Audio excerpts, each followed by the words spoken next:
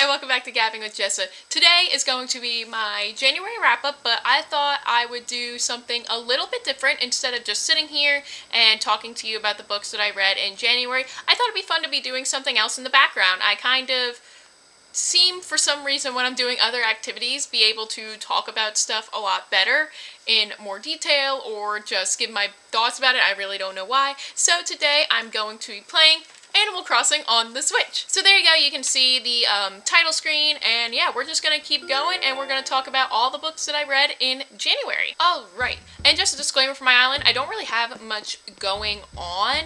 I just have a few paths here and there, a few things hidden here and there. I babysit kids, and so I like to let them play along with it because if they're good for the day, I like to, you know, have them play. So once I pay off all my debts and I get more DIYs, I definitely plan to do something better with this island. But for this video, I'm just going to go through all the daily tasks that you can do typically on Animal Crossing, catch things, dig up things, all the fun things like that.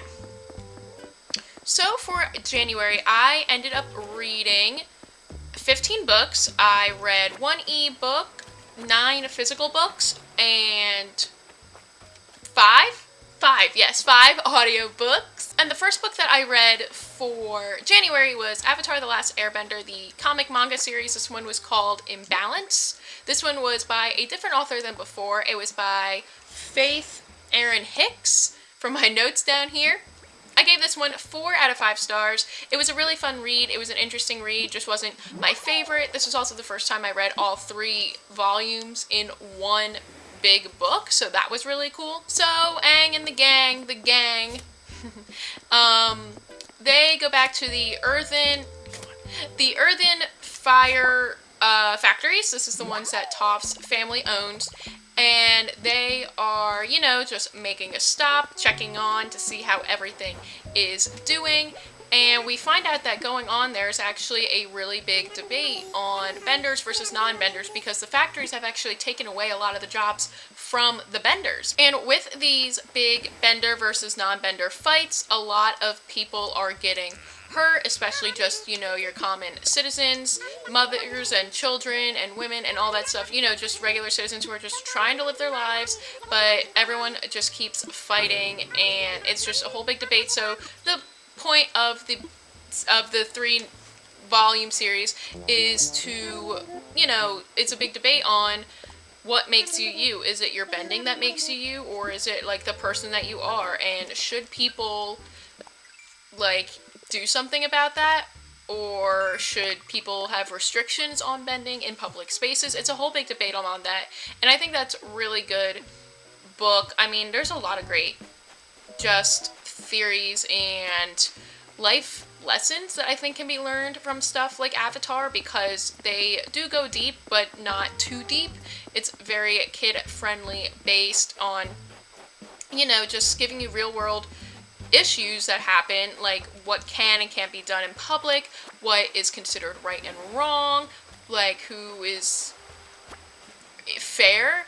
And so I really like that, and I think that these comics and the show in general just do a really great job of making real world issues understandable to children. And I really like this. Like I said, I gave it 4 out of 5 stars, and I do highly recommend it. So I read that physically, and then the next book I read was audibly, was Where Do I Begin by Elvis Duran. Elvis Duran, if you may or may not know, is the host of the Elvis Duran in the Morning Show.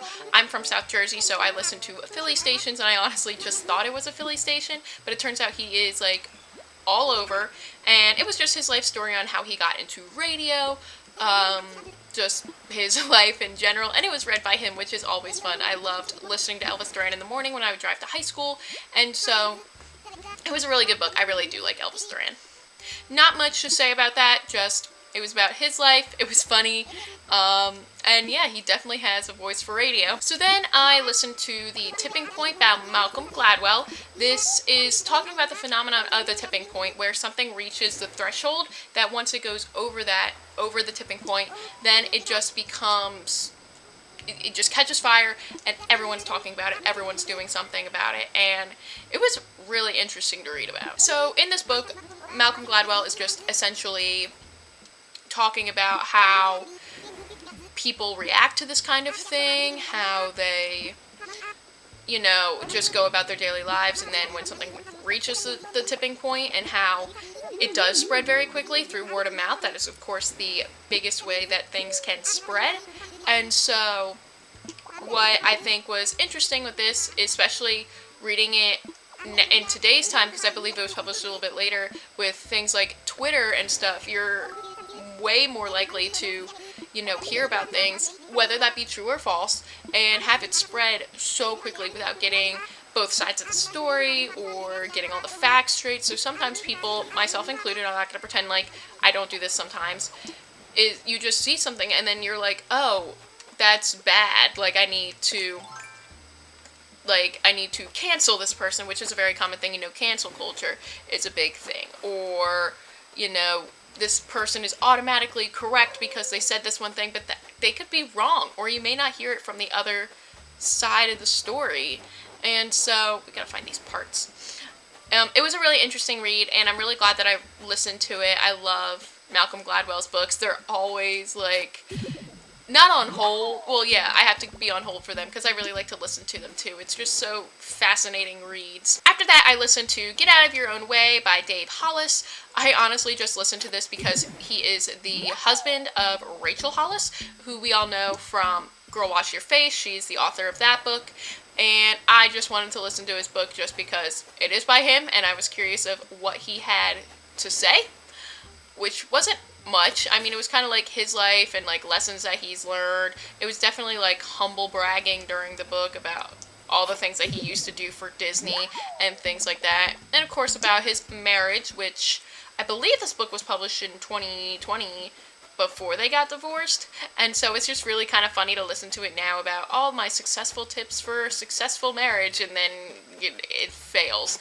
Not that I'm saying that it's a failing marriage is funny or anything, but it's just interesting to look about how they went about saying that they had this perfect marriage, and they sold people on their perfect marriage, where they could have just been more honest and talked about their struggles that they were going through, because they've been going through these struggles for 3 years before they got divorced. And so if they had just talked more about that, I feel like people would have connected with them better, instead of being like, look, we're perfect. So it was just funny to listen to. I honestly only picked it up because of him, and just wanting to listen to what he had to say compared to everything that she had to say in her previous books that I've listened to as well. Again, I don't really have much to say about it. It's just, that was his life. So yeah, before I move on, let's get this balloon. Oh no, it's flying the other way. We're not going to be able to get it. Dang it. Okay, back to Gulliver. Alright, so then I read My Hero Academia Volume 7. I read this physically. This is the manga series that I'm loving by Kohei Hirokoshi. I gave this 4 out of 5 stars, and the students of UA, without trying to spoil it too much because this is the 7th volume, I don't want to give away too much information, so it gives you spoilers.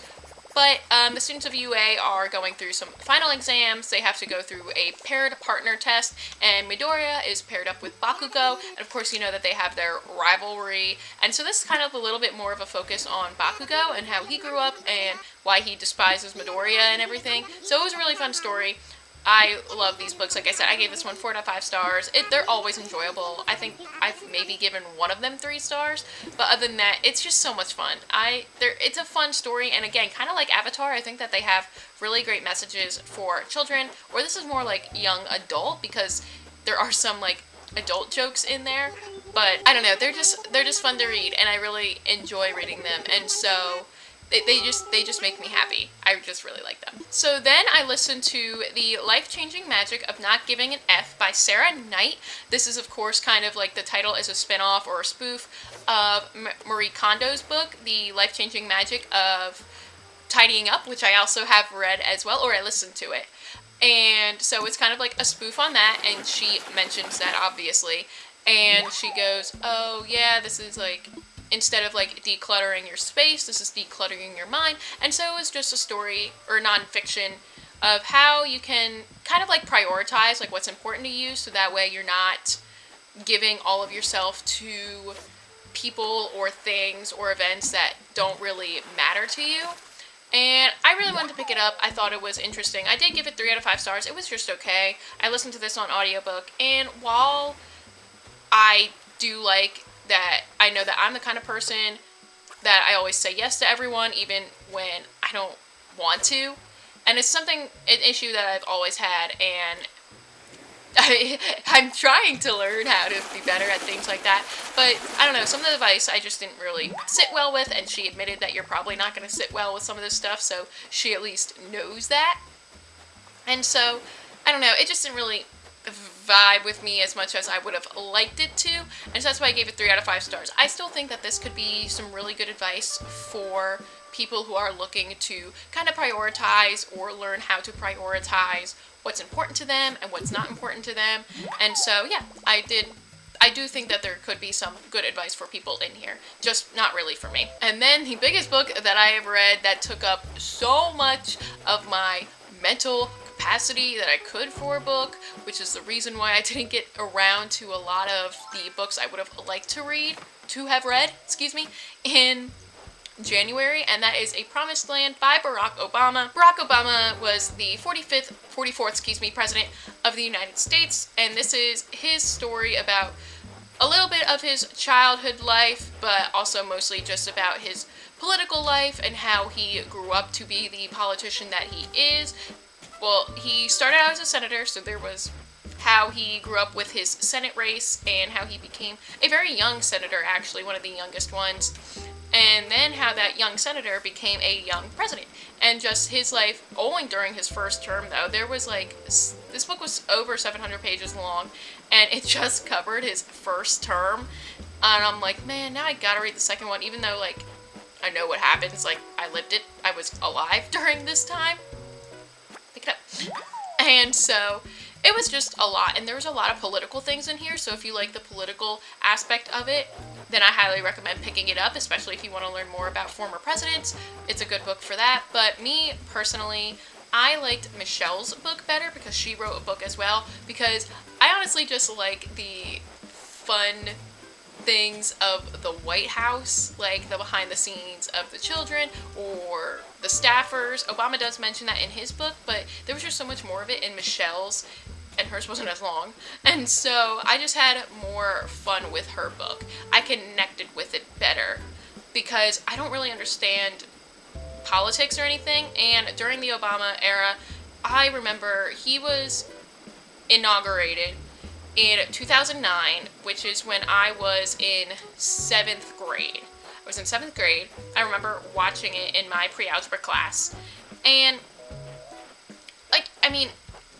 it was good, and I didn't really understand, what was going on in the world. I knew we had the recession of 2008, but, sometimes it's just, I just don't really understand anything that goes on politically. There were interesting things, but like I said, I was more into Michelle's book just because of the fun nature of what goes on in the White House and, things like that. So that's why I liked that book better. But that book just took up so much of me, and I could not, read another book because it just took so long. I had this plan where I was hoping to read, 100 pages a day.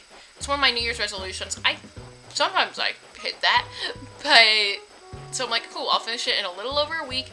Oh, look at my melted snowman. I'm like, cool, I'll finish that in over a week, and then we'll be good, and I'll be able to read more stuff. Yeah, that did not happen because of how much of the political stuff was in there. It was just something I needed breaks from. But then after that big book, I finished it off, or transitioned into a nice easy book. So I read My Hero Academia Volume 8, just continuing on in the series. So the students are finishing up their last bits of the finals. If they pass the final exam, then they get to go to summer camp where they all get to train together. It's a lot of fun. Everyone wants to continue hanging out with each other and just having a good time. And so it's just more of the other students who are finishing up their exams as well. Some of the side characters that we don't really get to hear a lot about, and just how they shine in their way. And so it was a lot of fun. Another one!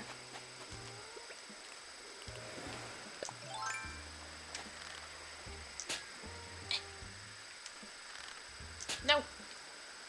Oh no. There we go. Okay, and then on ebook, I read The Henna Wars by, I have to look at my notes for this because I can't pronounce her, by Adiba Jagirdar. I'm so sorry if I pronounced that wrong. I gave this 4 out of 5 stars, and this was such a nice book, but it was kind of predictable, which is why I gave it a 4 out of 5 stars instead of a 5 stars. It's definitely more of a 4.5 though, 4.25. So this is about a Muslim girl named Nishat who just came out as lesbian to her parents, and they're like not okay with it. They don't really like believe it, but they're like, you can be anyone you want to be, but you can't be a lesbian. And this takes place in Dublin, which I did not pick up at first. But then Nishat meets the new girl. Well, she's not really a new girl. She went to like primary school with Nishat long ago, named Flavia. Her name is Flavia. And Nishat starts to fall for her. But it becomes this whole thing because in their business class, they actually need to come up with a business, and they're kind of like a, fun, creative competition. So with Nishat being Muslim, and Indian, she decides that she wants to do henna because it is part of her culture, but then also her archenemy China and her cousin Flavia decide to do henna as well, even though that is not part of their culture. It's just Flavia is a good artist. So, and when they show pictures for the henna for like their website and things that they do, it actually shows up better on China's skin because China is white. Oops, it's okay. So Flavia is a good artist, but and it shows up better on China's skin because she is white. And so it's a big book about not just LGBTQ plus like representation, but it's also about cultural appropriation, what's right and what's wrong. Like, can people who are not of the culture, do henna or anything like that? Or can they, especially for like a business competition, or is it considered wrong? What if they just want to buy it for themselves? Like, is that still considered wrong? And so there's really good points that it mentions of that. I also liked in this book that it gave trigger warnings for being like, the words are escaping me, but unknowingly coming out or not wanting to come out on your own, homophobia, racial tensions, and things like that. So there was a mention of that for a trigger warning, so that was really interesting. I've never seen that in a book before, and I think books probably should have more of that, especially if they're going to cover topics like that. Okay, now let's return this to Puddles. She's one of my new residents. I think she's adorable. Ooh, what do I like better?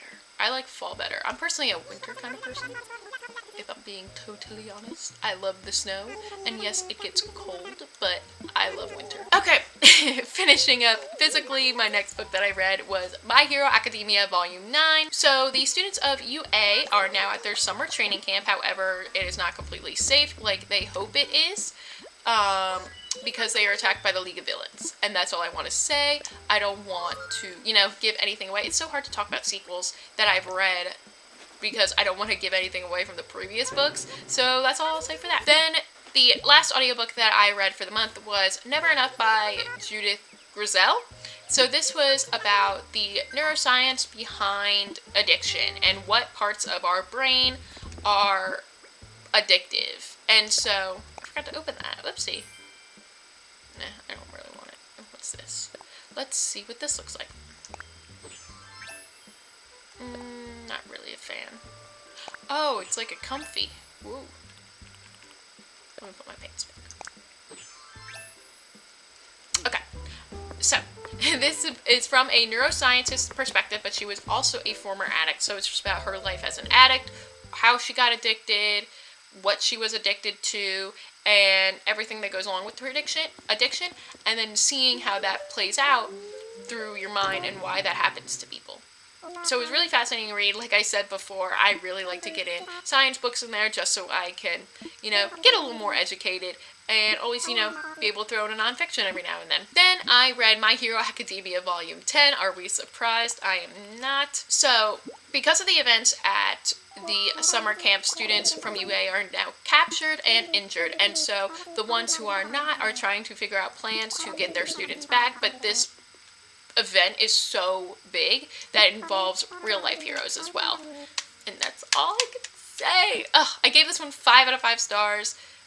The last one, I don't think I had mentioned, but I also gave that 5 out of 5 stars. And it's just so good. Then for the Interstellar Book Club, I read The Long Way to a Small Angry Planet by Becky Chambers. This is a space opera exploration of kind of like a band of misfits. And it was just a nice, fun story in space. Rosemary joins the crew. This is the first book in the Wayfarer series, so she joins the crew of the Wayfarers and just tags along with the team. So what I thought was really interesting about this book, and you can hear more of my thoughts and everybody else's thoughts from our January video of talking about the first 2 books. I'll have that video linked. It was on Melody's channel over at Strawberry Lemon Books, so you can check that out. So without giving too much away, I guess I will say, is that it's a very positive book. It's definitely has some moments in it. One of the moments that I really liked, that's not really a spoiler, but the ship gets like captured or invaded upon, and so to get them out, Rosemary actually speaks their language, so she's able to talk to the people on the fellow people who are invading their ship, and they were basically like, look, we don't want to take too much, we just want what we need to survive, and we'll let you keep what you need to survive, and then we're going to move on. And I thought that was a really great way of looking that there's not really any bad guys in these books. It's just people trying to survive, and sometimes you have to do not great things like steal other people's cargo or fuel to get by, and it's just a lot of messages like that, because I know Becky Chambers didn't want to have like a bad guy, not look at people as bad people, but just people trying to survive. And so it's a really great book for those kinds of reasons. Then, because we were going to read 2 books, the first 2 books in January, I then read A Closed and Common Orbit by Becky Chambers, the sequel to Small Angry Planet. Now, I can't really say much in this moment right now either, just because I don't want to give away spoilers for the first book, but let's just say that they are traveling with one of the kind of like more side characters of the Wayfarer crew.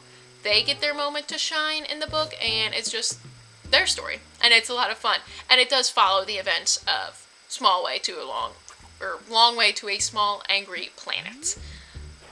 We are also going to be reading the 3rd book in February, which is a name that I'm not forgetting. I'll put the book title up, or the book cover up, so you're able to see which book I'm talking about, but we will be reading that in February, and we're also going to be having a live show over on Steph's channel at Coffee Over Apples. As always, I'll have all 3 of them linked down below, Melody, Max, and Steph. It will be on February 28th at 3 p.m. Eastern Standard Time, so come check us out, because that's one book I'm also going to be reading in February. And the final book that I read for January, that's the month we're currently in, February, is My Hero Academia Volume 11. This one I also gave 5 out of 5 stars to. It is a continuation of the events that happened at the summer camp, except now it's brought into the real world, bringing in real heroes, and especially focuses on All Might because of the state that he is in and what this villain, one of the toughest villains they've ever faced, not just the students, but the heroes as well, one of the toughest villains they've ever faced, and how that will play into All Might and potentially what could be the end of him and his career. And so it's very beautiful. I loved it so much, made me tear up, and it's a good book. I just recommend the manga series of My Hero Academia. I just think it's really fun and enjoyable to read, listen to, all good things like that. And so I do highly recommend all those, and I will be continuing to read them because there's a lot of them. Alright guys, so that is all that I have for you today. Those are all the books that I read in January. Let me know if you guys like this setup of me just, casually talking while playing Animal Crossing. I thought it'd be fun to, add something different to the background. I kind of want to do this for other video games too as well. Maybe give a little more gaming commentary as I'm playing and describing books. I just wanted it to be a little more fun. So thank you guys so much. Let me know if you've read any of these books down in the comments below. Don't forget to like and subscribe. And until next time, keep on gabbing.